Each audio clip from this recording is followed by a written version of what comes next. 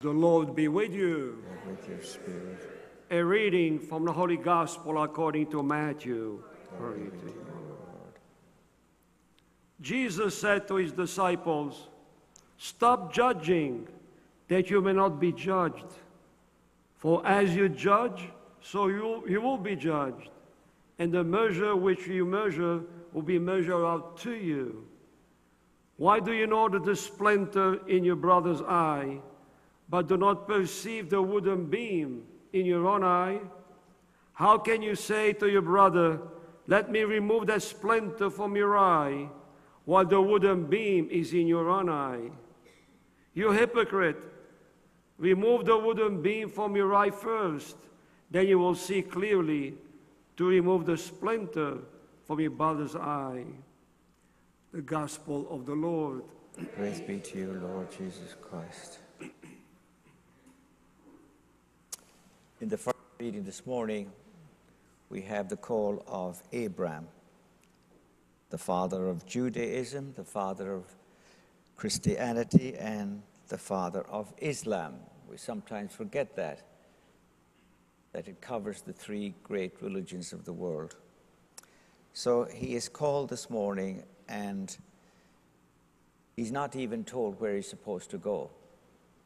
He's given no address, but he's told to go here and so on.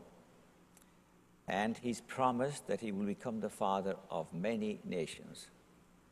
He's 75 years old. I mean, come on. And yet, he picks up his tent, his wife Sarah, and he heads off and follows the will of the Lord. And notice the first thing that he does, he offers a sacrifice to his Lord. That's his priority. We'll notice later on also that his name is Abraham. But then, because God has given him a special mission, he will change it to Abraham. Abraham. And that began a tradition. For example, we notice that God will continue to do that when he calls people for special missions.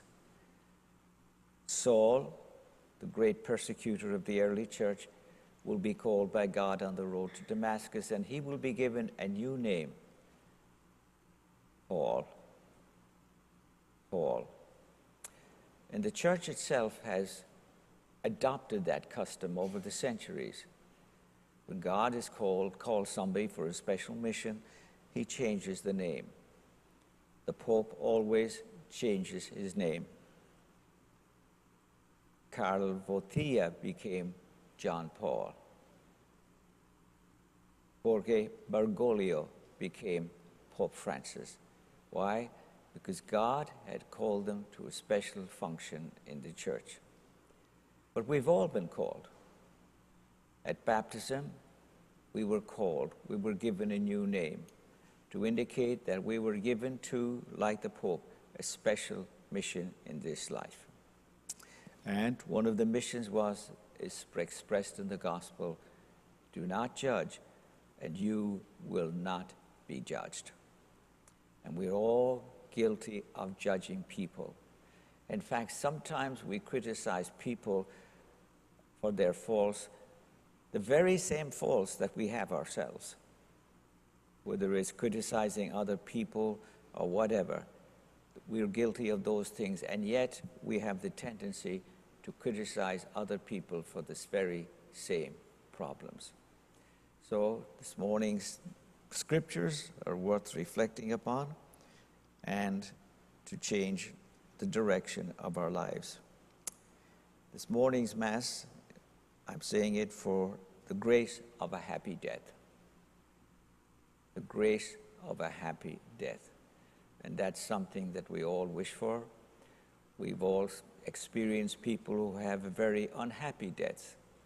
And we know how painful that can be, not just for the person themselves, but for their families and their friends.